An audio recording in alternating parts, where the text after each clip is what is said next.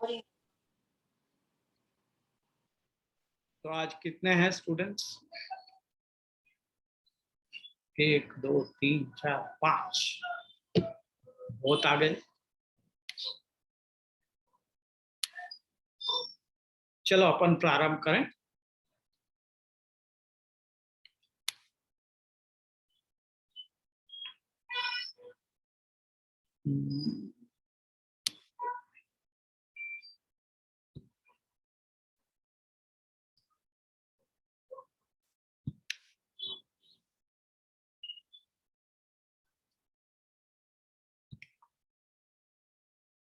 नमो भगवते तस्मै कृष्णाय अद्भुतकर्मणे रूपनाम विभेदेन जगत् क्रीडति यथा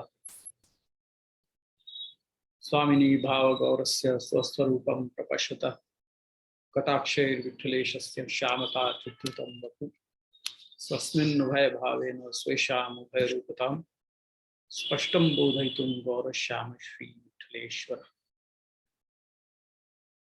सौन्दर्यं निजरुद्गतं प्रकटितं स्त्रीगूढभावात्मकं पुंरूपं च पुनस्तदन्तर्गतं प्राविविशत्स्वप्रिये संश्लिष्टावुभयोर्बभौरसमयः कृष्णो वियत्साक्षिकं रूपं तत्त्वतयात्मकं परमविध्येयं सदा वल्लभं श्रीवल्लभप्रतिनिधिं तेजोराशिं दयार्णवं गुणातीतं गुणनिधिं श्रीगोपीनाथमाश्रये सायं कुञ्जालयस्थासनोपविलसत्स्वर्णपात्रं सुधौतं राजद्यज्ञोपवीतं परितन्वसनं गौरमं भोजवक्त्रं प्राणानायम्यनासाकुटनिहितकरं कर्णराजद्युक्तं वन्देर्धून्मीलिताक्षं मृगमदतिलकं विठ्ठलेशं सुकेशम्।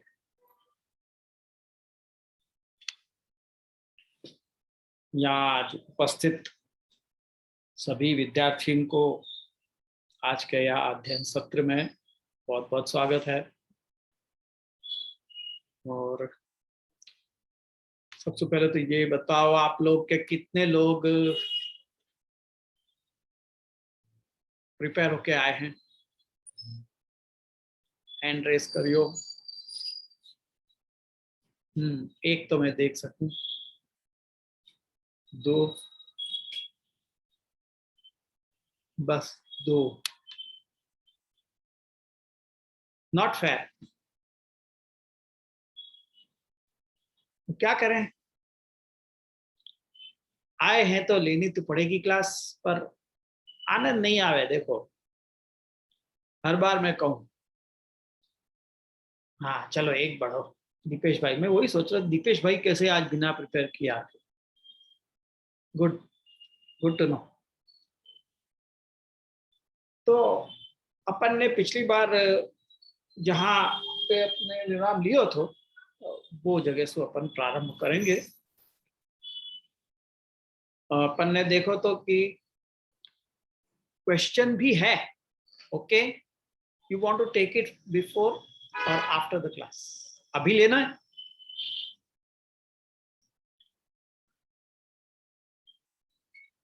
चलो तो मैं आपको अनम्यूट करूं, आप पहले अपना सवाल पूछ लो। धन्यवाद, प्रणाम जे। आशीर्वाद। जे હું એટલું મને યાદ નથી પહેલાના 3 ક્લાસનું, પણ ગઈ વખતે ક્લાસમાં આપણે ખાલી વાત કરી હતી ને કે ભગવાન અપી પુષ્ટિસ્થ હો, ત્યારે આપે એવું કીધું હતું કે જીવ પણ પુષ્ટિસ્થ અને પ્રભુ પણ પુષ્ટિસ્થ. તો એ પુષ્ટિસ્થનું થોડું હાઇલાઇટ કે કેવી રીતે બંને પુષ્ટિસ્થ કીધા અને પુષ્ટિસ્થ એટલે શું સમજવાનું? પુષ્ટિસ્થ એટલે પુષ્ટિ માર્ગ સ્થિત. પુષ્ટિ માર્ગમાં સ્થિત થઈને ભગવાન તો પુષ્ટિસ્થ છે જ, પુષ્ટિ કરવા માટે બિરાજેલા જ છે. પૂર્ણ પુરુષોત્તમ પ્રભુ તો પુષ્ટિ કરવા માટે જ બિરાજેલા છે, એટલે ભગવાન પુષ્ટિસ્થ છે એ વસ્તુમાં કોઈ શંકા છે જ નહીં. जीव पण पुष्टिस्थ होवो आवश्यक जरूरी है। पुष्टि मार्ग में स्थित थईने रहेवो एनु आवश्यक है। जो जीव पुष्टि मार्ग में नहीं हशे, अन्य मार्ग में हशे, तो भगवान एनु रक्षण केवी रीते करशे? ભગવાન એની લૌકિક ગતિ તો કરી જ દે. જો પુષ્ટિ માર્ગમાં સ્થિત ન રહ્યો તો એની લૌકિક ગતિ થવામાં કોઈ ડાઉટ નહીં રહેશે. એટલે પુષ્ટિ માર્ગમાં જીવ પણ સ્થિત રહેવો જોઈએ, જીવે પણ પુષ્ટિ માર્ગના અનુસરણમાં જ રહેવું જોઈએ, એમ કહેવાનું ત્યાં તાત્પર્ય છે. એટલે ત્યાં કહ્યું કે ભગવાન અપી પુષ્ટિસ્થ, અગર तुम पुष्टिस्थ हो तो भगवान भी पुष्टिस्थ हैं. अगर तुम पुष्टिस्थ नहीं रहोगे तो फिर भगवान तुमको फिर मार्ग की, अभी तुमने अगर टिकट ली है दिल्ली की गाड़ी की और तुम जाके बैठ रहे हो बंबई की या चेन्नई की गाड़ी में, तो वो ड्राइवर तो तुमको वहीं ले जाएगा ना जहाँ गाड़ी में तुम बैठे हो. वहां में ड्राइवर की गलती नहीं है. तो जो दिल्ली की गाड़ी चला रहा है वो ड्राइवर तो अपनी जगह पे स्थित है, वो अपने वही बराबर गाड़ी में बैठो है, वो वही गाड़ी को लेके जा रहा है. पर तुम जाके बैठ गए बंबई की गाड़ी में, तो तुम हो दिल्ली की गाड़ी में स्थित नहीं हो और लेके टिकट बैठे हो तुम दिल्ली की, तो तुमको वो दिल्ली कैसे ले जाएगा? समझे ना? हाँ. तो दोनों को एक ही गाड़ी में होना जरूरी है ना. हाँ. जो गाड़ी दिल्ली जा रही है या जो गाड़ी मतलब जहां जानो है तुमको वही गाड़ी में तुमको जाके बैठना चाहिए. तो और जो चलावे वाला है वो भी वहां बैठो पे हो, तुम वहां गाड़ी में नहीं बैठ के तुम दूसरी गाड़ी में बैठ गए हो तो तुमको अपने गंतव्य स्थान तो नहीं मिलेगा ना. ये तात्पर्य है. बराबर है ना. हाँ. तो जासु कही के दोनों पुष्टिस्थ होने आवश्यक हैं. भगवान अपनी पुष्टिस्थ कह के यहाँ पे आचार्य चरण ये मान रहे के चल रहे हैं कि तुम पुष्टिस्थ हो ही.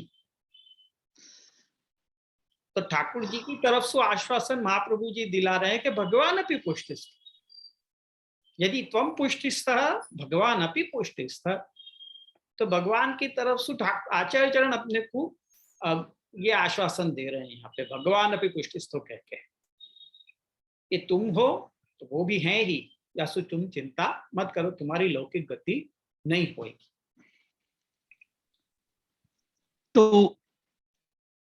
તો એવું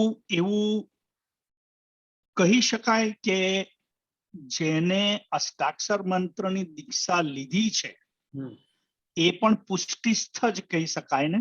ઓફકોર્સ પુષ્ટિસ્થ તો છે જ. હા. પુષ્ટિસ્થ જેને પણ પુષ્ટિ માર્ગમાં આ છે આપણે આસ્થા છે, શ્રદ્ધા છે અને એના સિદ્ધાંત પ્રમાણે એ ચાલવાને માટે રેડી છે, એ પુષ્ટિસ્થ છે.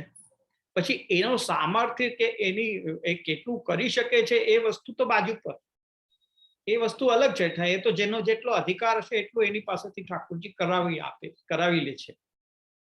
બરાબર. અધિકારની વાત અલગ છે, પણ પુષ્ટિસ્થ તો છે. ભલે કંઠીધારી હોય, ભલે બ્રહ્મસમન ન લીધું હોય, પણ પુષ્ટિસ્થ એવા તો ઘણા 252 વિષ્ણુમાં પણ થયા છે કે કોઈ જેમને નિવેદન નથી થયું. હા ને કેવલ શરણ મંત્રની દીક્ષા આપેલી છે. હા. તો એ નિવેદન તો પછી એ નેક્સ્ટ સ્ટેજ ઉપર છે કે જ્યારે તમને સેવા કરવી હોય ત્યારે તમે નિવેદન કરો, એ વસ્તુ એ સેકન્ડ સ્ટેજ પર છે. પણ છે તો આજ માર્ગમાં ભલે શરણ મંત્રની દીક્ષા કેમ ન લીધી. હા, એટલે જે આ શંકા થવાનું એક બીજું રીઝન એ હતું કે નિવેદિતાત્મભીની અહીંયા વાત કરી છે ને, એટલે મનમાં શંકા એવી થઈ કે પુષ્ટિસ્થ નિવેદિત છે એને જ પુષ્ટિસ્થ ગણવા કે નિવેદિત ન હોય એને પણ પુષ્ટિસ્થ જીવ તરીકે ગણવા, એ શંકા હતી. પુષ્ટિસ્થ તો છે. હા, આ પણ એક જાતનું નિવેદન જ છે ને. શરણ મંત્ર શ્રી કૃષ્ણ શરણમ આ પણ નિવેદન તો છે જ ને. હા હા. એક પ્રકારનું એક પ્રાઇમરી નિવેદન કહો એને. બરાબર. હા ને, એટલે નિવેદન તો છે જ આ પણ. બરાબર. એટલે એ નિવેદિત આત્મા તો ગણાશે જ. બરાબર. ચાલ આવી ગયો. ઓકે. બીજું કોઈ और कोई प्रश्न है? नहीं तो फिर अपन आज के टॉपिक पे आवे। अपन ने छोड़े हो तो दूसरे क्या के ऊपर,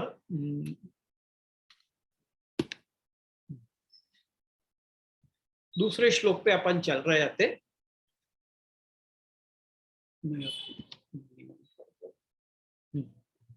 तो यहाँ पे अपन हते कि हाँ, यहाँ अपन ये इनके आसुर प्रवेश के यहाँ पे जो आचार्य चरण, ये यहाँ पे जो अन्यथा तदैव आसुर प्रवेश स्यात् इति भाव, ये जो गोसाई जी की पंक्ति है, तो वाक्य ऊपर यहाँ पे ये वल्लभ जी यहाँ पे आज्ञा कर रहे हैं कि आसुर प्रवेश इति। वहां पे अपन ने पिछली बार देखे हो तो कि वो बृहदारण्यक उपनिषद की एक आख्यायिका वो वहां पे आया था क्या, द्वयाः वै प्राजापत्या इति अत्र वागादीनां स्वार्थमुद्गानात् पापवेद। तो यहाँ पे देव और असुरन की आपस में स्पर्धा हुई और वामे देवता ने असुरन के ऊपर विजय प्राप्त करने के लिए अपने प्राण, मन, वाणी आदि को उद्गान करने को प्रयास करके और वाक्य द्वारा असुरन के ऊपर विजय प्राप्त करने को जैसे प्रयत्न कियो, जैसे ही तो उनकी प्राण, चक्षु, बाघ आदि को असुरन ने पाप से युक्त कर दिया, तो वो सफल नहीं हो पाए। फिर जब उनने आसन्न प्राण को कियो, तब उनने वो पाप सुविद्ध वो कर नहीं पाए असुर जन। तो देवता ने जब आसन्न प्राण को कियो, तो वहां पे ये देखो, एक मेरे को बात समझ में आई, ये थोड़ी सी मेरे विचार सु के आसन्न प्राण में उनने क्या कहो कि पहले जो करो तो, एक मिनट मैं वो निकाल लूं,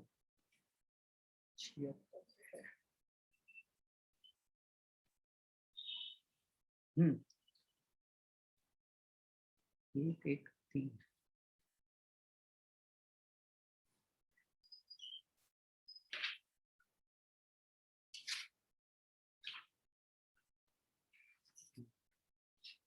द्वयाः प्रजापत्य देवाश्च असुराश्च ततः कानी, ऐसा देवता जो होते वो कम होते और असुर जो होते वो ज्यादा थे। जैसे वो उनके ऊपर विजय प्राप्त करने के लिए उनने ये प्रयास किया देवता ने कि अपने तेह वाचम ऊचूस त्वम न उद्गाय इति तथेति तेभ्यो वागुदया। वहां पे यो वाची भोगस तम देवेभ्य आगायत यत कल्याणम वदति तदात्मने। वहां पे उनने खास वाणी को, प्राण को, चक्षु को इत्यादि को यूं कही कि तू हमारे लिए उद्गान करो, और वो उद्गान तू जो भोग प्राप्त होगा वो हमारो। यो वाची भोगस तम देवेभ्य आगायत, वो वाणी के द्वारा जो भोग होगा वो हमारो, प्राण के द्वारा जो होगा वो हमारो, ये हर बार स्पेसिफिकली कहते गए। पर जब आसन्न प्राण को उनने फिर वही बात कही, तब वो अथ हेमम आसन्यम प्राणम ऊचुस्त्वम न उद्गायेति तथेति तेभ्य एष प्राण उद्गायते विदुरनेन वै न उद्गात्रास्तेषु अंकीति तमभिधृत्य पापना अविद्सत्। तो वहां पे आसन्न प्राण को भी उनने वैसे ही कही कि तुम गान करो, पर वो आसन्न प्राण को जब उनने गान करने की कही, तब असुर उनको पाप से युक्त नहीं कर पाए। आपको कारण क्या होगा? आपको कारण ये है तो कि वहां पे उनने कही थी कि जो वाणी से भोग होगा, प्राण से भोग होगा वो हमारो, क्यों देवता ने कही थी। पर वो बात यहाँ पे नहीं कही आसन्न प्राण को, आसन्न जो भी वाणी इत्यादि को उनने ये बात नहीं कही कि जो भोग होगा वो हमारो। तो वो बाय डिफॉल्ट चलोगे भगवद अर्थ, वहां जो भी आसन्न जो भी भयो वो सारो भगवद अर्थ होगा। तो वो भगवत अर्थ हो जाए के कारण पाप सु युक्त नहीं कर सके। तो यह को अगर अपन अपने यहाँ के ढंग से समझना चाहें तो यूं समझो कि अपन जो कुछ भी भोग कर रहे हैं, मतलब जैसे ये सिद्धांत रहस्य की ही बात है कि असमर्पित को भोग अपन करें तो वो दोष युक्त हो जाए। तो बाय डिफॉल्ट जो भी भोग है जगत को, जो भी भोग है वो कौन के लिए है? ये जगत कौन की लीला के लिए है? भगवत लीला के लिए है। भगवान ने अपने लिए, ब्रह्म ने अपने लिए यह जगत की रचना करी, अपनी क्रीडार्थ। तो यासु बाय डिफॉल्ट सब कुछ भगवद अर्थ ही है।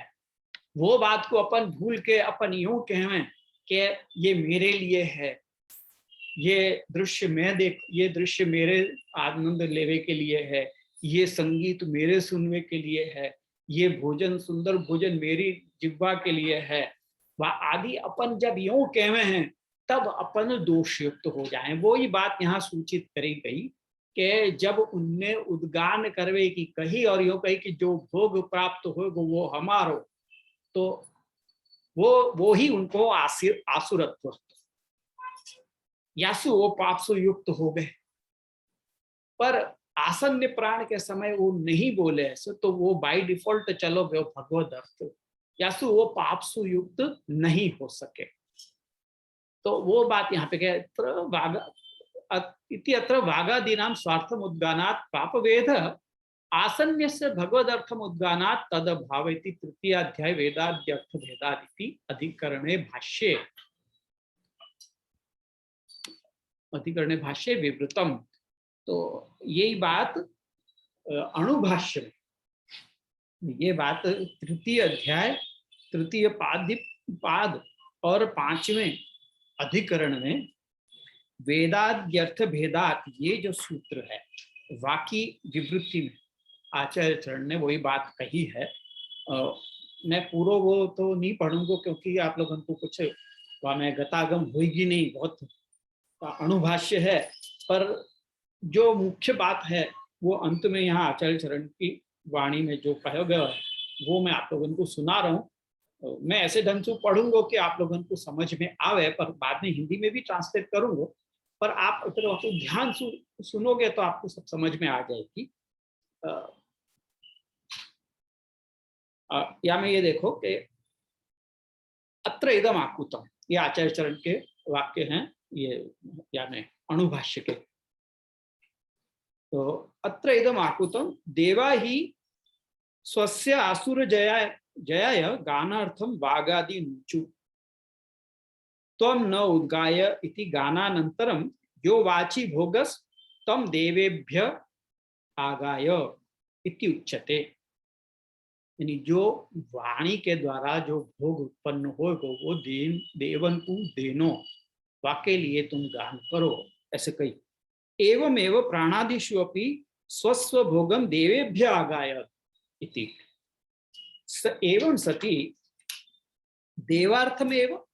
देवार्थम अवे तद गानम न तु भगवदर्थम। तो वो जो गान भयो वो देव के लिए भयो, भगवद अर्थ नहीं भयो। देवन ने अपने जय के लिए वो गान करवायो। यद्यपि आसन्येपि एवं उच्यते, आसन्य में भी ऐसे ही कही, तेभ्य एव प्राण उद्गायद इति तथापि यथा भागादिषु स्वनिष्ठ भोगम देवेभ्य अगायद इत्युक्तम तथा न आसन्य। जैसे स्वनिष्ठ भोग अपने लिए उनने कही कि देवे वागादि को देवतान के लिए देवेभ्य अगायद, ये जो कही उनने साथ में वह बका, तो वो बात यहाँ नहीं कही, आसन्य प्राण के समय उनने नहीं कही। तेन उक्तमाने ब्रह्मात्मकत्वेन आसुर जय हेतु भगवत संबंधस्य एव।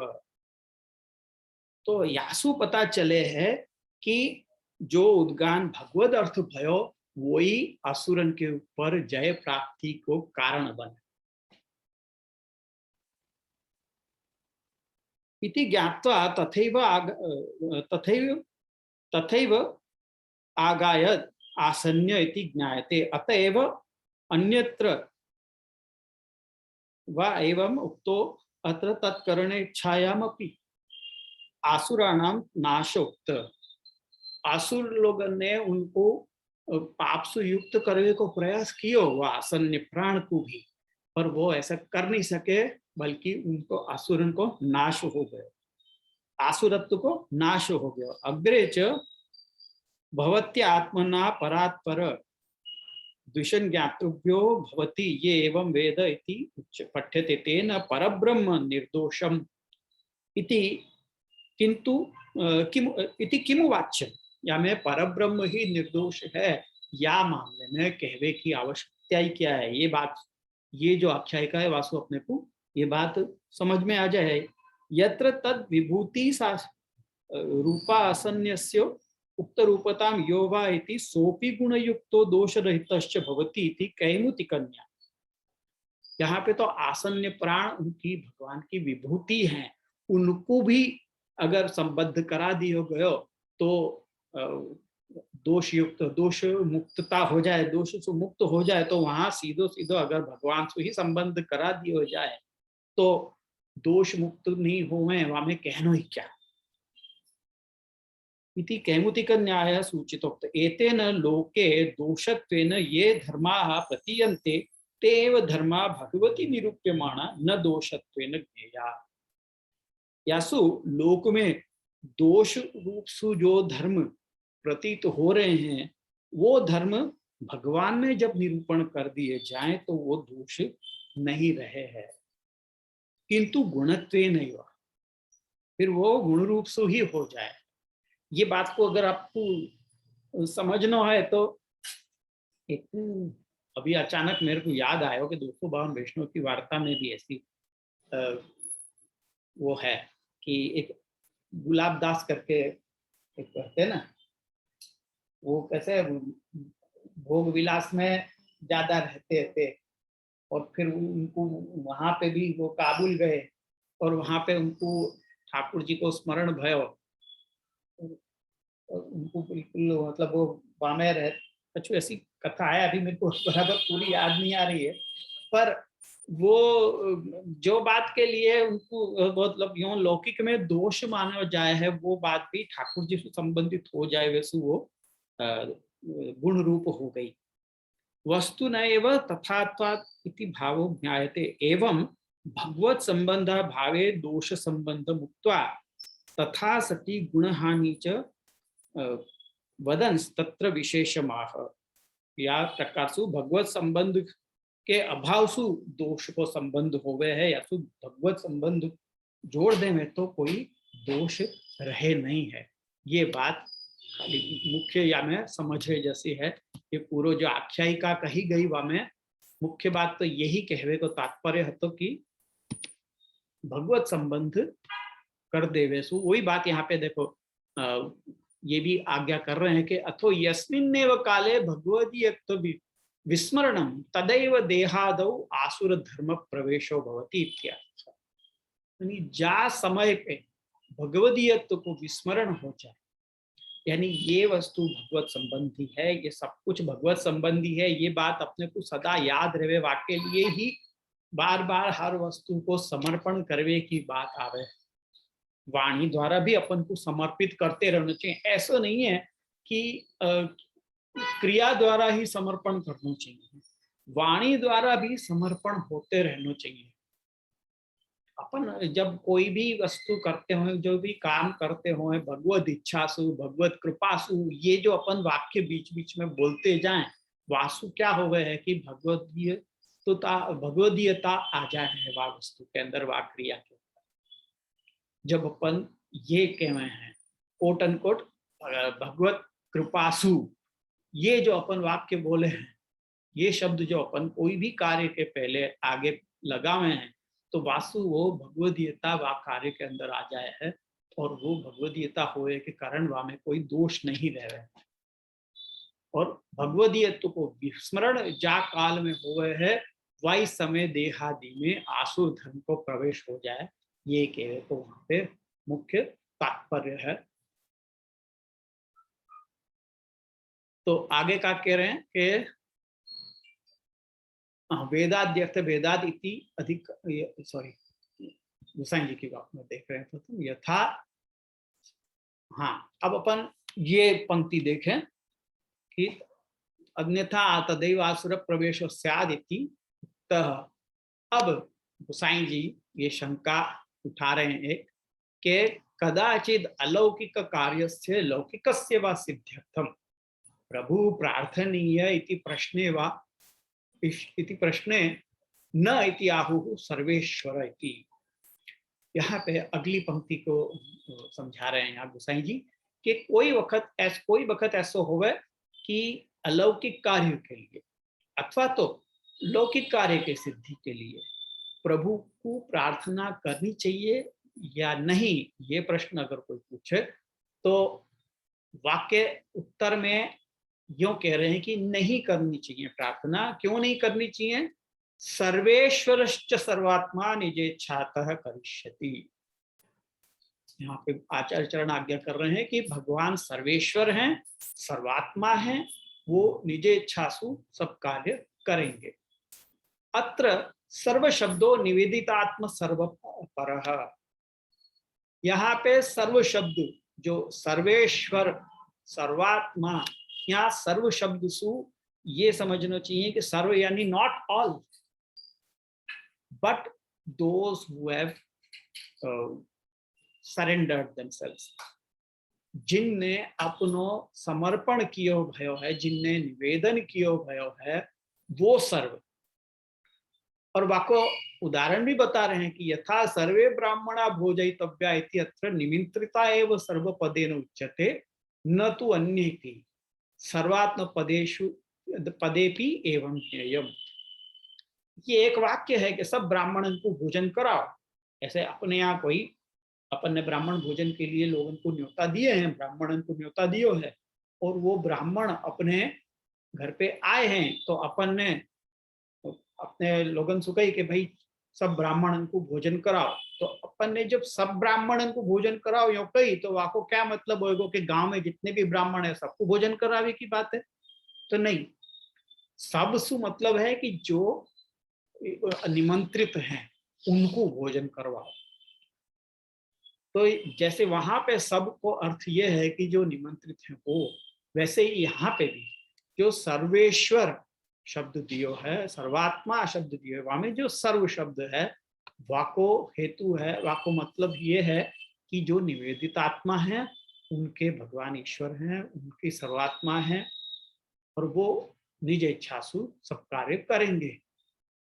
सर्वात्म पदेपि एवं ज्ञेयम्, जैसे सर्वेश्वर निवेदित आत्मा पर है वैसे ही सर्वात्मा शब्द में भी वो भी निवेदित आत्मा पर है। तेन सेवका सर्वे यथा यथा प्रपन्ना तथा तथा प्रभुरपि तेषु अंगीकृतवान कृत स्वामित्व आत्मीयत्वमेव तेषु मनुते इति तद्धितकृतो न प्रार्थना अपेक्षते। जैसे जैसे जा जा भावसु शरण आते जावे हैं जीव, वाह वाह भावसु भगवान उनको स्वामित्व अंगीकार करते जाए हैं। तो जैसे जैसे वो या मार्ग में भी वो जैसे जैसे एक एक सीढ़ी चढ़ चढ़ के उनको भाव की वृद्धि होती जाए वैसे वैसे भगवान भी उनको वैसे वैसे अंगीकार करते जाए हैं। यासु सॉरी जल पी लो।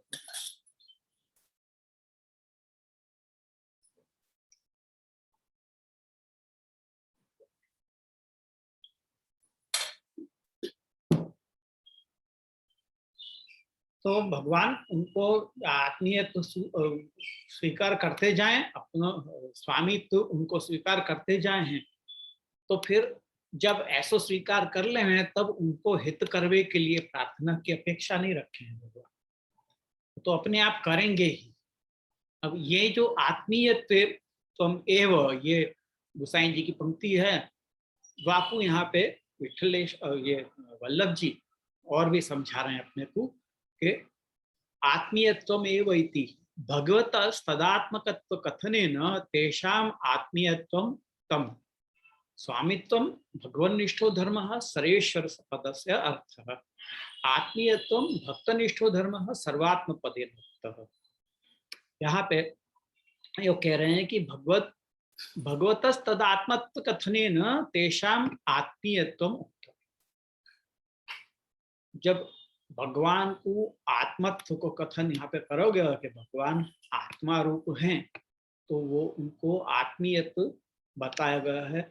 यहाँ पे आत्मीयत्व से मैं आपको एक समझाऊं बात के, जैसे गोपी जनन में, गोपी गीत में एक श्लोक है कि चलसी यद प्रजा चारयन पशु नलिन सुंदरम नाथ ते पदम शीलतरुणांकुरैः सीदति तिनः कलिलतां मनः कांत गच्छति।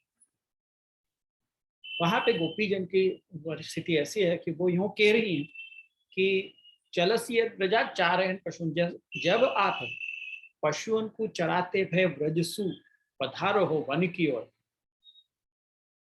तो हे नलिन सुंदरम नाथ ते पद्म, है आपके चरण कमल इतने कोमल हैं कि वो कमल से भी ज्यादा कोमल है। नलिन सुंदर, नलिनादपि सुंदर, नलिन यानी कमल, कमल से भी अधिक सुंदर आपके जो चरण हैं, उनमें शिला, छोटे छोटे कंकर और तीखे जो अंकुर हुए के पौधान के, वो शिल तृण अंकुर ही, और तृण यानी सीख वगैरह, जैसे वन में तो वन की जमीन में जैसे पशु हैं तो कहीं पे भी जावे हैं, जहां घास मिल जाए वहां पे जाते हुए हैं पशु, तो उनके पीछे पीछे भगवान भी पधारे हैं। तो आपके चरण इतने कोमल हैं कि आपको वहां में आप वो जो चुभते होंगे कंकड़ पत्थर इत्यादि जो आपको चुभते होंगे, शील तृणांकुरे सीदती न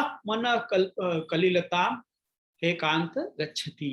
तो हमारा मन वासु हे कांत, हमारे मन में दुख हो गए हैं आपके चरण में, जब ऐसे चुभे हैं तब हमारा मन दुखी हो गए हैं। ये गोपी जनन ने भगवान को कैसे आत्मीय माने हैं, ये अपने को वहां से दिखाई देवे है कि आत्मत्व मानो है, मतलब जैसे स्वयं को हो रो हो है ऐसे मानो है वहां गोपी जनन में। तो ऐसे यहाँ पे भी सर्वात्मा शब्द जब कह रहे हैं तो वो भक्तनिष्ठ कोई धर्म है, और सर्वेश्वर ये भगवदनिष्ठ कोई धर्म की बात हो रही है। भगवान जीव को स्वामित्व अंगीकार करे हैं, वो भगवदनिष्ठ धर्म है। भगवान ने उनको स्वामित्व स्वीकार किया है, और भक्तन ने क्या स्वीकार किया है, भक्तन ने भगवान को आत्म रूप सुस्वीकार किया है।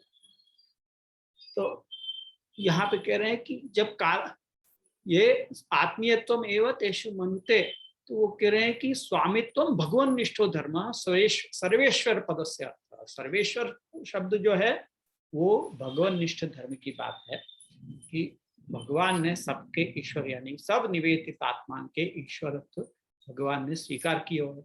और आत्मीयत्व भगवत भक्तनिष्ठो धर्म सर्वात्म पदे, तो भगवान को अपनो आत्मा रूप मानो है भक्तन ने। तो जब भगवान ने सर्वेश्वरता स्वीकार करी है और भक्तन ने भगवान को अपनो आत्म रूप स्वीकार किया है, जब ऐसा संबंध है तो फिर प्रार्थना की कोई आवश्यकता है का?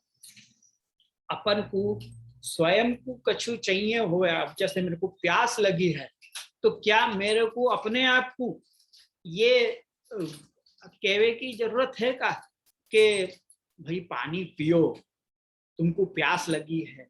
ये कहवे की जरूरत है का? ये कहवे की जरूरत नहीं है, मेरे को खुद मालूम है कि मेरे को प्यास लगी है और मैं खुद ही पी लूंगा प्यास लगी है। तो या में प्रार्थना की आवश्यकता नहीं है। ऐसे ही भगवान सबके आत्मा रूप है। भक्तन ने भगवान में आत्मीयता जब मान ली है तो फिर कछु भी इच्छा, कछु भी प्रार्थना करने की आवश्यकता ही नहीं है। भगवान ने भी स्वामित्व स्वीकार किया, न केवल भक्तन ने उनमें आत्मीयता स्वीकार करी है, परंतु भगवान ने भी उनको स्वामित्व होना अंगीकार किया है। और भगवान जब कोई को स्वामित्व स्वीकार करे हैं तो वह को संपूर्ण रूप से वो आत्मयोग के द्वारा वह को सब तरह से रक्षण करें। वो बात भगवान ने हमें भी कही है। गोवर्धन लीला के समय भी भगवान ने कही है कि ये व्रज जाको जो मेरे को सर्वात्म रूप सु जाने मेरे परिग्रहण कियो है, ऐसो व्रज को अपने आत्मयोग सुरक्षण करनो ये मेरो परम धर्म है। जब भगवान ने अपनो धर्म रूप ये बात को स्वीकार कियो है कि रक्षण करनो, तो फिर उनको कोई प्रार्थना करवे की या निवेदन करवे की कि आप ये करो, विज्ञापन करवे की कोई आवश्यकता नहीं है। यासु कह रहे हैं कि आत्मीयत्वमेव तेषु मनुते इति तद्हित कृतो न प्रार्थना अपेक्षते। यासु भगवान उनको हित करवे के लिए उनके द्वारा प्रार्थना की राह नहीं देखेंगे, वो तो स्वयं करेंगे ही। आत्मीय फिर वो कह रहे हैं कि सर्वपदस्य कालवाचकत्व पक्षे कालनिष्ठो ज्ञेय। अथवा यहाँ पे जो गुसाई जी की पंक्ति है जहाँ पे समाप्त हो रही है, प्रार्थना अपेक्षते इति ज्ञाप्यते, वहां देखो अथवा शब्द दिया है। अथवा कालादि नियामकत्वेन न तत्कृतोपि प्रतिबंध संभव इच्छायाम इति ज्ञापनाय सर्वपदम कालाधिपर। अगर सर्वेश्वर ये शब्द को अगर काल पर ले रहे हो, यानी भगवान काल के भी ईश्वर हैं, ऐसो अगर मान रहे हो, कालादि नियामकता है भगवान के अंदर, यासु भगवान को सर्वेश्वर है ये कह रहे हैं अपन, तो वह अर्थ में भी न तत्कृतोपि प्रतिबंध संभव, यानी यदि काल भी प्रतिबंध करेगो तो वाको प्रतिबंध को कोई संभावना नहीं है, क्योंकि भगवान काल के भी नियामक। यदि काल ही प्रतिबंध कर रहा है तो भगवान तो सर्वेश्वर है, यासु वाको भी प्रतिबंध भगवान नहीं रहने देंगे। न तत्कृतोपि प्रतिबंध संभव इच्छायाम इति ज्ञापनाय सर्वपदम कालाधिपर, यानी काल सर्व शब्द सु अगर काल ले रहे हो तो काल के ईश्वर हैं, काल के भी आत्मा हैं, यासु कोई प्रतिबंध हो ही नहीं सके है। प्रार्थितोपि स्वविचारितम एवं करिष्यति इति प्रार्थना भी अप्रयोजिका। क्या कह रहे हैं कि तू प्रार्थना कर भी लोगे तो होगा क्या, वो सर्वेश्वर है, सर्वात्मा है, सबके ऊपर हैं, कोई को वहां पे विज्ञापन चले ही नहीं है। तो ऐसी जब स्थिति है तो प्रार्थना करने के बाद भी जो उनने स्वयं विचार कर रखो है वो ही करने वाले हैं। इति प्रार्थना भी अप्रयोजिका, तो फिर प्रार्थना तो अप्रयोजिका हो जाएगी, कोई प्रयोजन ही नहीं रह जाएगा, प्रार्थना की कोई गुंजाइश ही नहीं रह जाएगी। प्रार्थना करके भी क्या होगा। अब ये सोचो कि जगत में कितने सारे जीव, वो सारे के सारे जीव अपनी अपनी प्रार्थना लेके रोज खड़े हो जाए ठाकुर जी के सामने के ऐसे करो ऐसे करो, तो आप समझो 10 जने हैं आपके अंदर में, और वो 10 जने ऑफिस में कह लो या घर में कह लो, वो 10 जने जो आप जिनके ऊपर आपको हुक्म चले हैं, वो 10 जने भी रोज उठ के आपको यूं कहें एक एक मेरे लिए ऐसे कर दो, मेरे लिए वैसे कर दो, ऐसे रोज माथा खाते रहे आपको, तो आप क्या करोगे, एक एक की बात मानोगे, एक एक की बात सुनोगे, सबके लिए जो श्रेष्ठ होगा, जो सबके लिए ठीक होगा वही आप करोगे। तो ठाकुर जी भी वही कर रहे हैं, जो अपनी इच्छा सबके लिए अच्छा होगा, यानी वहां पे अपनी इच्छा ही देखेंगे कि जो करना है वो करेंगे, जो उनने सोच रखो है वो ही करेंगे। इति ज्ञापनाय निजेच्छा इत्युक्तम, ये पे कहवे के लिए, ये बताए के लिए यहाँ पे श्लोक में निजेच्छातः शब्द दिया, सर्वेश्वरश्च सर्वात्मा निजेच्छातः करिष्यति।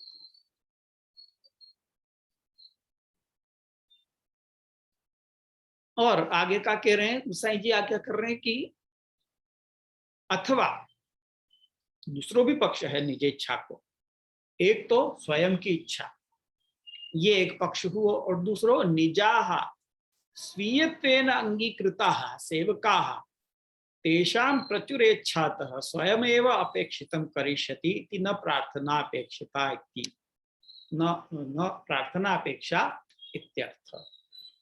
यानी निजेच्छा को एक और अर्थ ये ले रहे हैं कि जो निज हैं, जिनको भगवान ने स्वीयत्व अंगीकृत किया है, यानी स्वीयत्व रूप से अंगीकार किया है, अपने हैं ये मान के उनको अंगीकार किया है, ये मेरे अपने हैं, ऐसे समझ के जिनको अंगीकार कियो है, ऐसे सेवकन को उनकी प्रचुर इच्छा सु, यानी सेवकन की इच्छा सु, निजानाम इच्छा इति निज इच्छा, जो निज है उनकी इच्छा, वो प्रचुर इच्छा होगी तो वो स्वयं ही, भगवान स्वयं ही वो जानेंगे। सर्वात्मा भी है ना, भगवान सर्वात्मा है तो आत्मा रूप से विराज रहे हैं उन सेवकन के भीतर।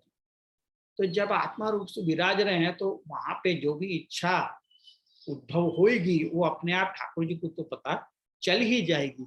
तो स्वयं एवं अपेक्षितम करिष्यति थी ना प्रार्थना अपेक्षा, यासु भी प्रार्थना करने की कोई आवश्यकता नहीं है। कोई ठाकुर जी कहीं बाहर थोड़ी विराज रहे हैं, ठाकुर जी भीतर विराज रहे हैं अपने। तो इच्छा भी भीतर हो रही है, तो जहां भी उत्पन्न हो रही है तो तुरंत तो ठाकुर जी को ही पहले मालूम पड़ेगी, और कोई को थोड़ी मालूम पड़ेगी। पर तुमको तो बाद में मालूम पड़ेगी, तो पहले ठाकुर जी को ही मालूम पड़ने वाली है तुम्हारी इच्छा।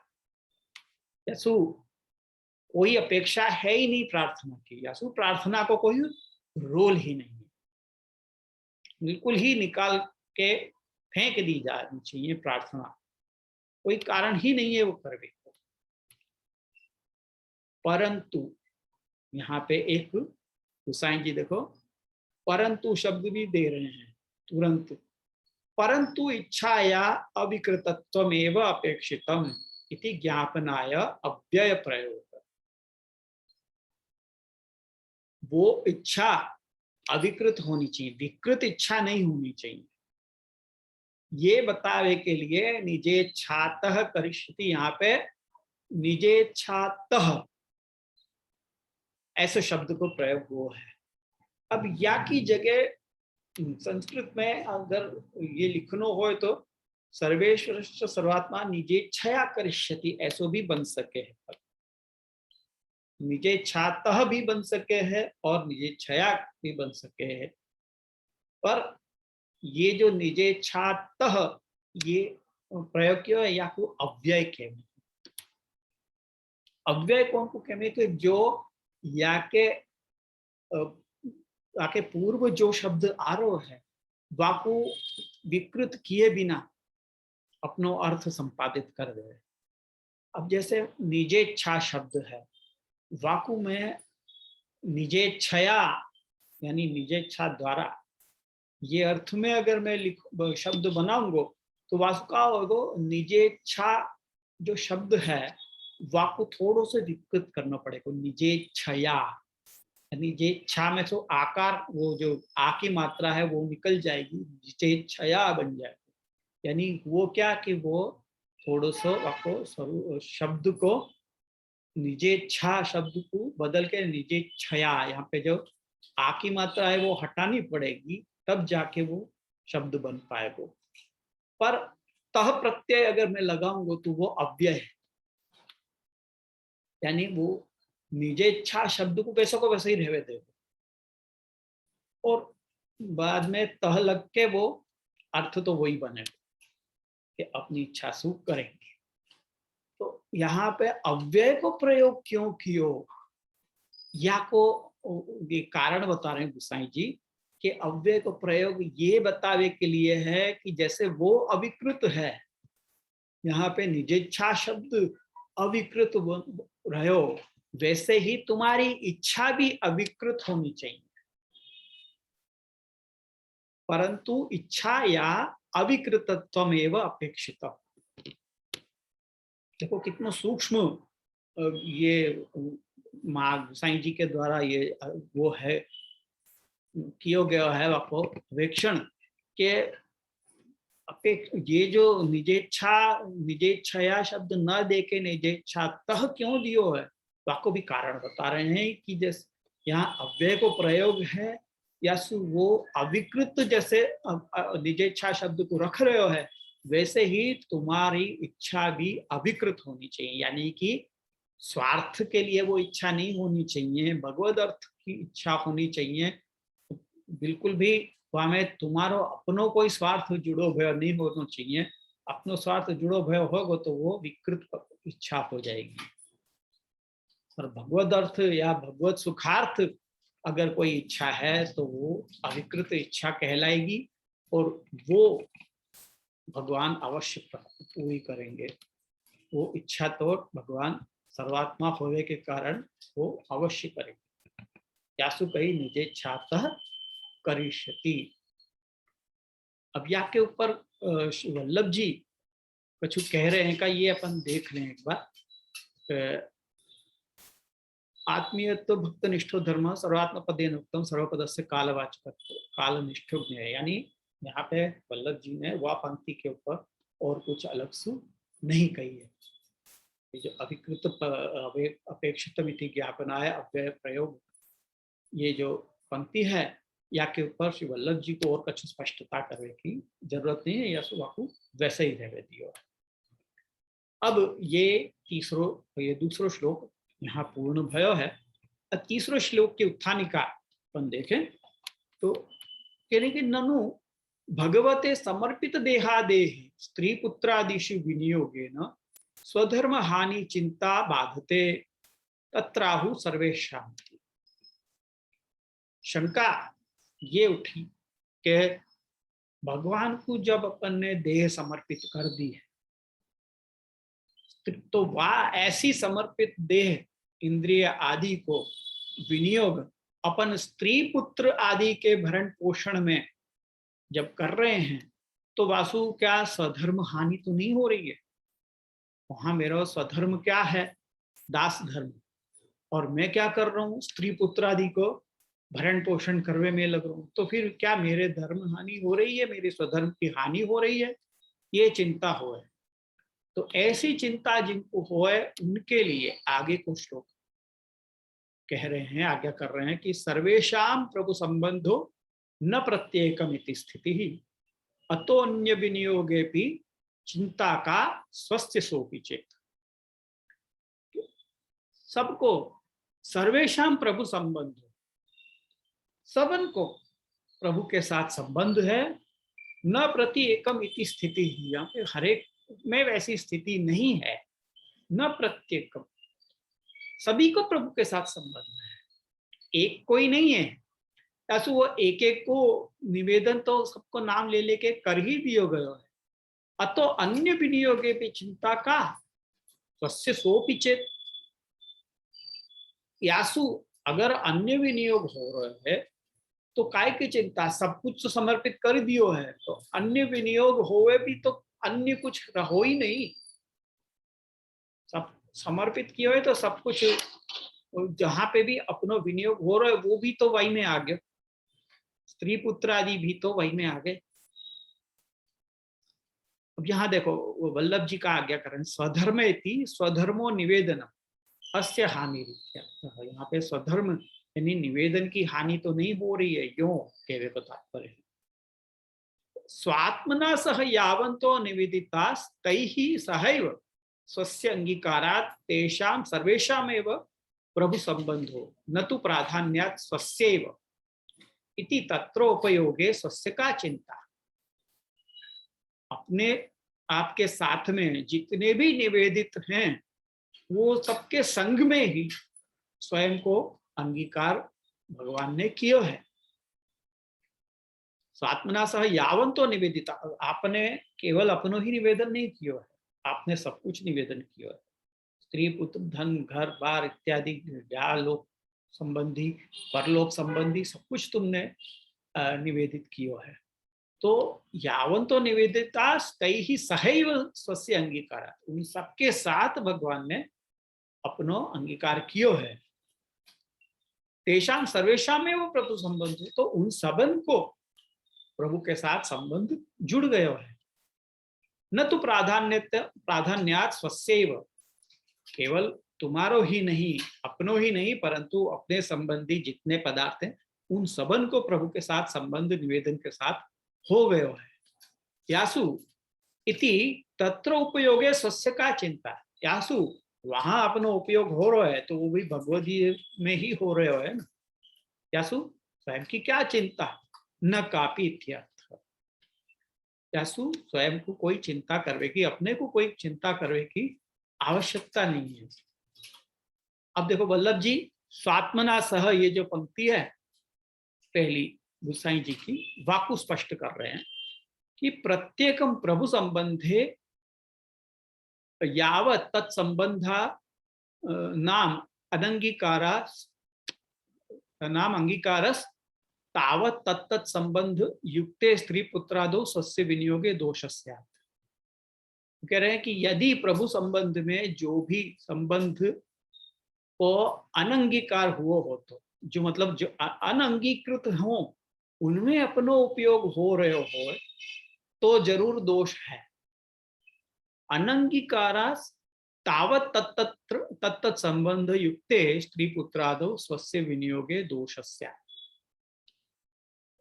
अत्र तो सहैव अंगीकारात्, अगर नहीं कियो हो तो उनको निवेदन तो और उनमें अपना उपयोग हो रहा है तो अवश्य दोष लगतो। पर यहाँ तो क्या है कि जितने संबंध यानी सबको ही अंगीकार किया है भगवान ने, जिन जिन को तुमने निवेदन किया वो सब चीजें ठाकुर जी ने अंगीकार कर ली है।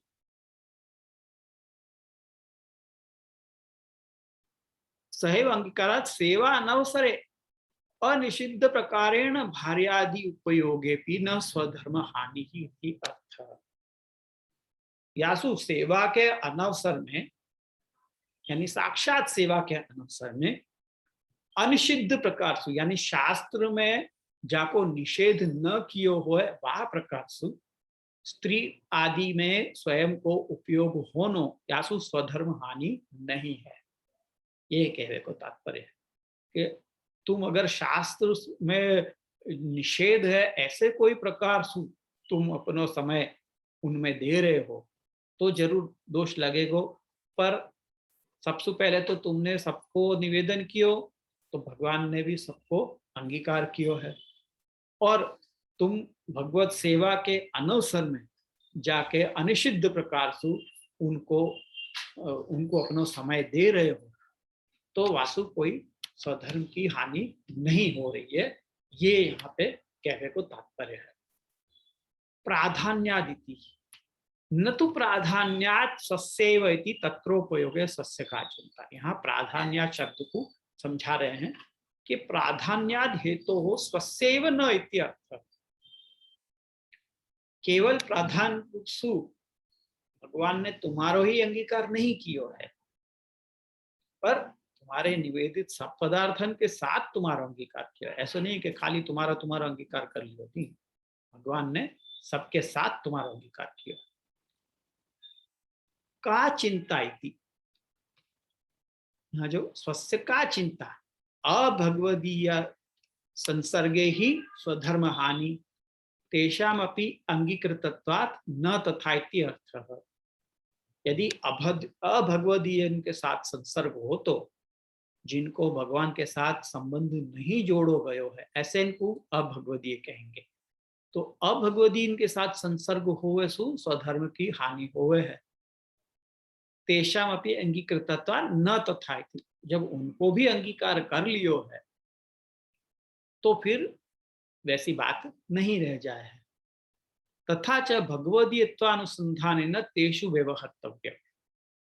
हाँ, पर उनके साथ व्यवहार करते समय अपने को एक बात को ध्यान रखना है कि उनमें भगवदीयत्व को अनुसंधान रख के करना, न तो स्वकीयत्व अभिमान है न इति भाव। ये भगवदीय हैं, ये मेरे संबंधी नहीं पर भगवत संबंधी है, ये अनुसंधान रख के अपने को उनके साथ व्यवहार करना है। ये बात की जरूर अपने को चौकसी रखनी है, क्योंकि जैसे वहां कही के यदैव भगवदीय अनुसंधान ऊपर कही ना कि जैसे ही भगवदीयता को अनुसंधान नहीं होगा वैसे ही तुरंत आसुर धर्म को प्रवेश हो जाएगा।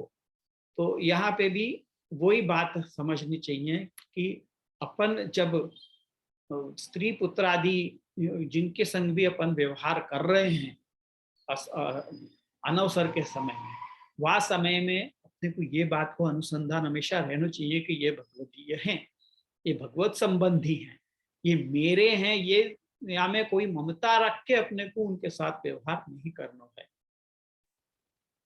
तो ये बात यहाँ पे या पंक्ति के अंदर समझाई गई। और अब मेरे ख्याल से आज को सत्र अपन यहीं पे विराम देवें, क्योंकि काफी लंबो हो चुको है और इतनो आप लोगों को ग्रह्य करने में भी थोड़ा सा समय लगेगा, आपको इसको रिवाइज करना पड़ेगा। तो अपन यहाँ पे आज रख के और आगे अपन फिर अगले सप्ताह मिले के अपन करेंगे। तो अब मैं आप लोगों से अगर कोई प्रश्न है आज तो वो अपन चर्चा कर लें और उसके बाद अपन आश्रय को पढ़ देंगे।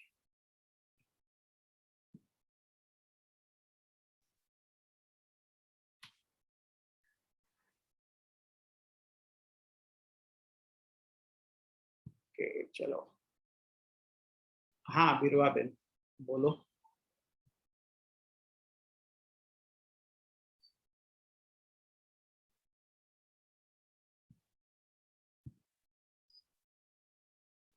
हाँ बिरवा बेन अनम्यूट करीने बोलो।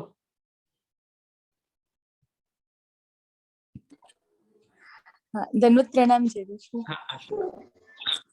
હા, આપે જે હમણાં છેલ્લે કીધું ને કે આપણે કોઈની પણ સાથે ઇન્ટરેક્શન કરીએ, રાઈટ, જે આપણે સ્ત્રી પુત્ર આદિનું તો ઠાકોર સમક્ષ નિવેદન કર્યું હોય, પણ પછી આપણે દિવસ દરમિયાનમાં કેટલા બધા સાથે સંસર્ગમાં આવતા હોઈએ, રાઈટ, બહાર કે ઘરમાં, અને જે નિવેદિત ના હોય પણ આપણા માઇન્ડમાં એવું રાખવાનું કે એ લોકો ભગવત સંબંધી છે, એટલે ઠાકોરજીના છે, એક સંબંધ કરીને આપણે એમની સાથે ઇન્ટરેક્શન કરવાનું, લાઈક આપણે ક્યારે કઈ કોને મળ્યા એ બી એ પણ એમ જ સમજીને એમની સાથે પણ રાખવું છે, કારણ કે ભલે એ નિવેદિત નથી, એમણે અન્ય જેની સાથે આપણે સંપર્કમાં આવી રહ્યા છીએ એ પોતે નિવેદિત નથી કે વૈષ્ણવ પણ નથી, તેમ છતાં આપણે જ્યારે બ્રહ્મ સંબંધ મંત્ર બોલ્યા ત્યારે આપણે એનું પણ પરોક્ષ રીતે આપણે સમર્પણ કરેલું જ છે, ऐहिक पारलौकिक એમ કહ્યું ને, બરાબર છે. ऐहिक શબ્દની અંદર એ બહુ મોટો એનો વ્યાપ છે, તો એમાં એ પણ આવી જાય છે. આપણે વ્યાપાર સંબંધી આપણે જે શું કહેવાય ને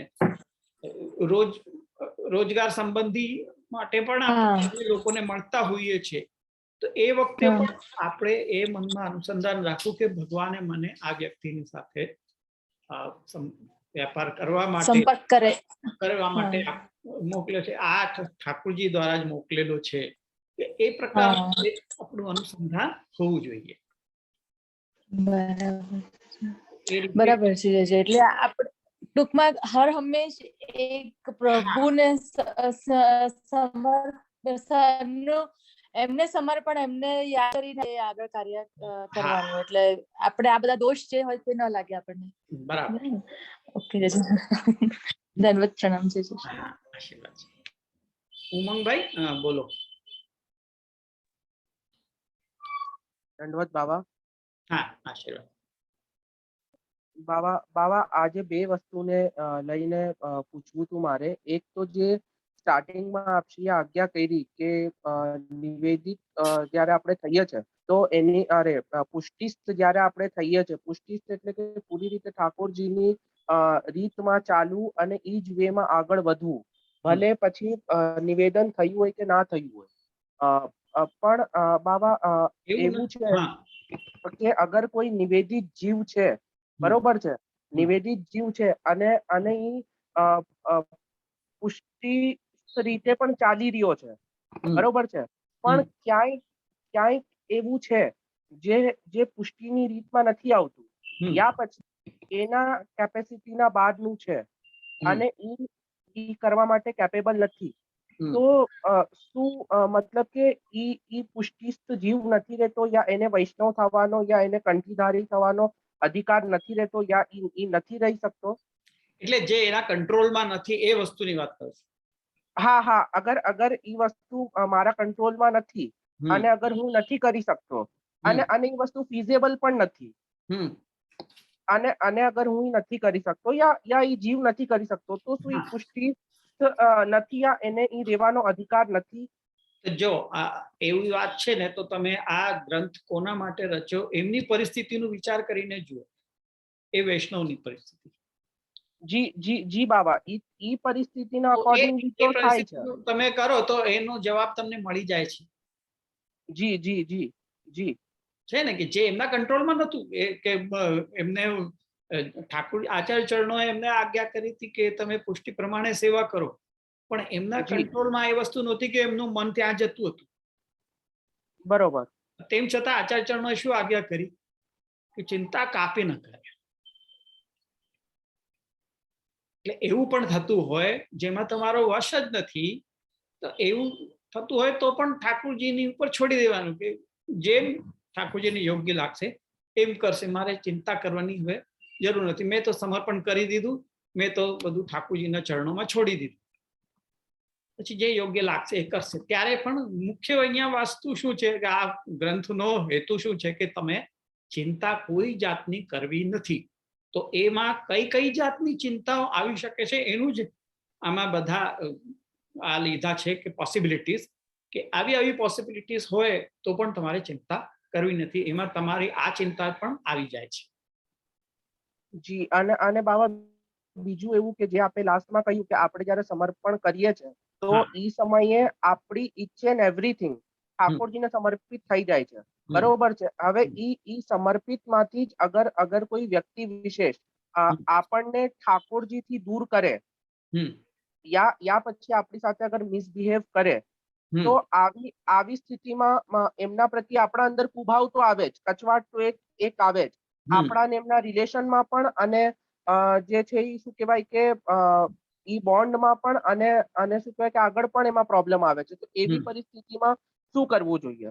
એના માટે પછી બીજો ગ્રંથ છે જેમાં બીજી આજ્ઞા છે આચાર્ય ચરણોની કે ભાર્યાદિર અનુકૂલશ્ચેત વિષ્ણુ કાર્યાણી કાર્યત ઉદાસીન સ્વયં કુર્યાત પ્રતિકૂલે ગ્રહમ ત્યજેત.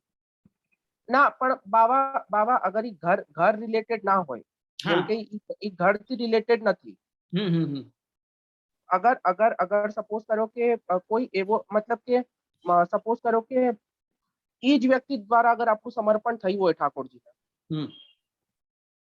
આ તો પર્ટિક્યુલર સિચ્યુએશન તમે બતાવી રહ્યા છો કે કોઈ જી જી જી જી જી જી પણ એવી પરિસ્થિતિમાં પણ જો ભગવાન ઠાકોરજીથી આપણને વિમુખ કરી રહ્યા હો તો એવાનો સંગ છોડી જ દેવો જોઈએ. જી જી સીધી વાત છે.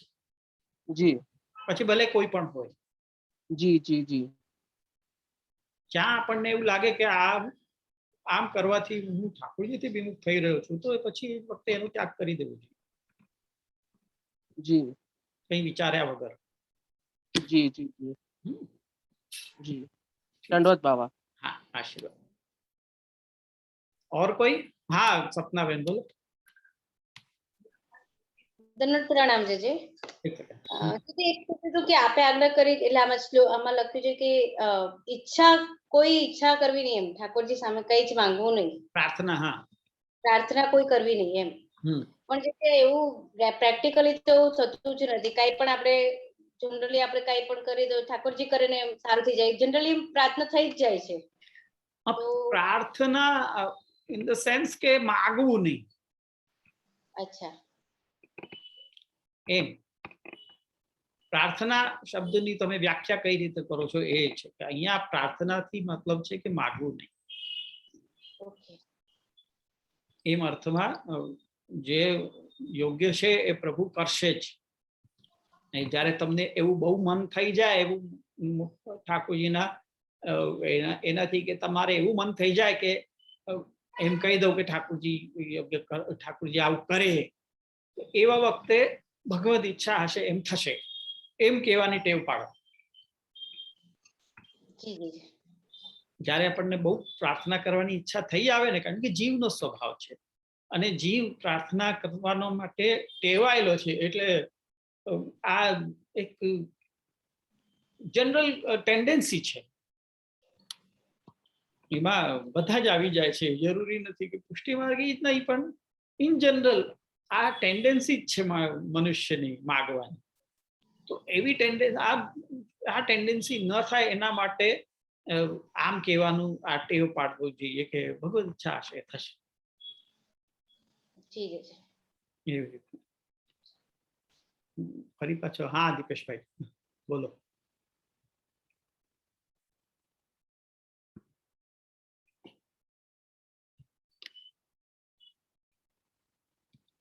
બોલો દીપેશભાઈ.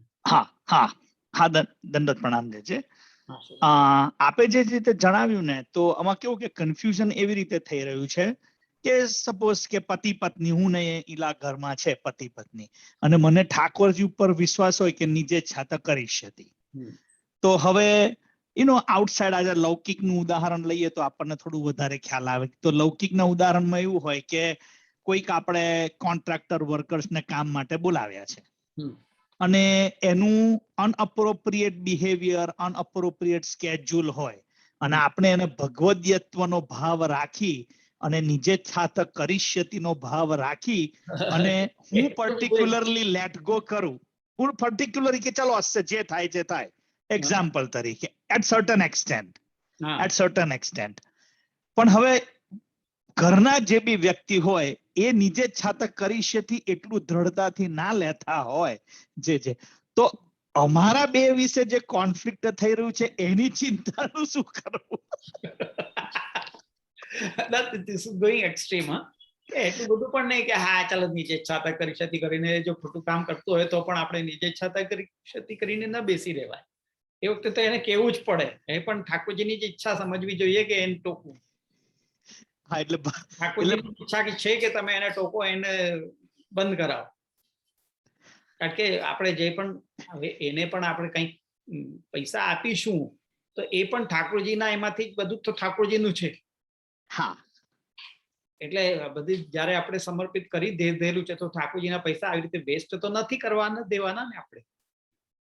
હા, હા, પણ હવે એમાં શું છે કે tolerance level for one to the tolerance level to the others, spouse ની વાત કરીએ તો it changes in a such a way કે કોન્ફ્લિક્ટ તો થર્ડ પાર્ટીના લીધે નથી થતું, પણ બેની અંદર કોન્ફ્લિક્ટ થઈ જાય, કારણ કે કોઈકનું ટોલરન્સ લેવલ વધારે હોય ને કોઈકનું ટોલરન્સ લેવલ ઓછું હોય. સમજી શકું છું, થાય છે એવું તો ઘણી વાર થાય છે.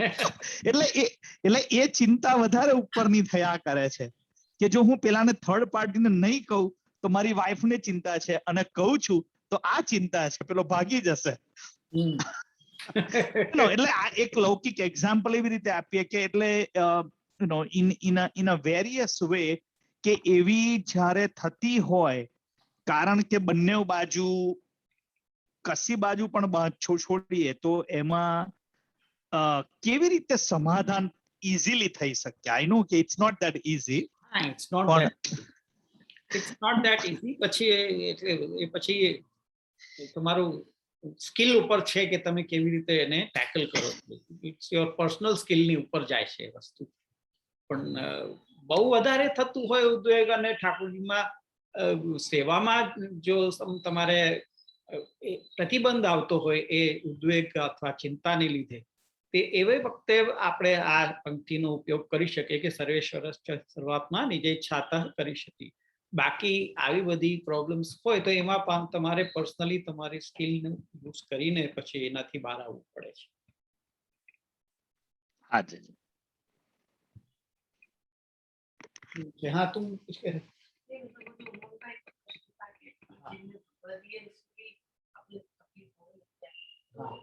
ठाकुर जी से दूर करना है, आंसू भी छोड़ने करना ही है, और अपन को उनके दोष देख के अपने अंदर प्रभु पदार्थ जाएंगे, अपने अंदर दोष भर जाएंगे सामने वाले को देखें, तो अपने चित्त में दीनता रहनी चाहिए, आंसू भी अपन को आपको अवॉइड करना। बराबर.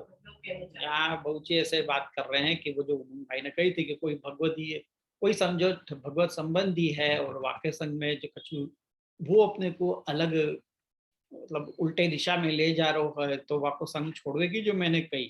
तो वाकई संबंध में यहाँ दूसरा एक ओपिनियन ये आया है कि ये बात भी है कि अपने अंदर उन व्यक्ति के दोष देखे सु अपने अंदर ठाकुर जी दूर हो जाएंगे अपने हृदय में सु, ये सोच के भी अपने फिर अधूरे विप्रकर सेवा यथा चित्तम न दुष्यति, ये सोचते हुए सु अलग हो जाना चाहिए.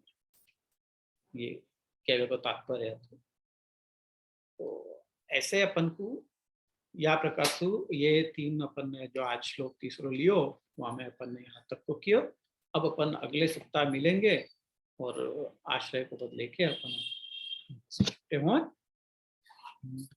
गोवर्धन की रहिए तरेटी, श्री गोवर्धन की रही।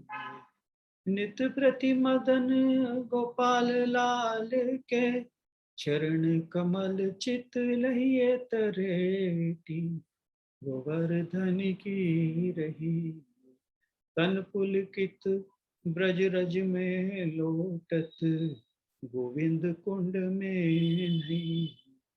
रसिक प्रीतम हित चित की बातें, श्री गिरधर जी सो कहिए तरेटी, श्री गोवर्धन की रही। अब अपन अगले सप्ताह पुनः मिलेंगे, तब तक के लिए विजय दशमी।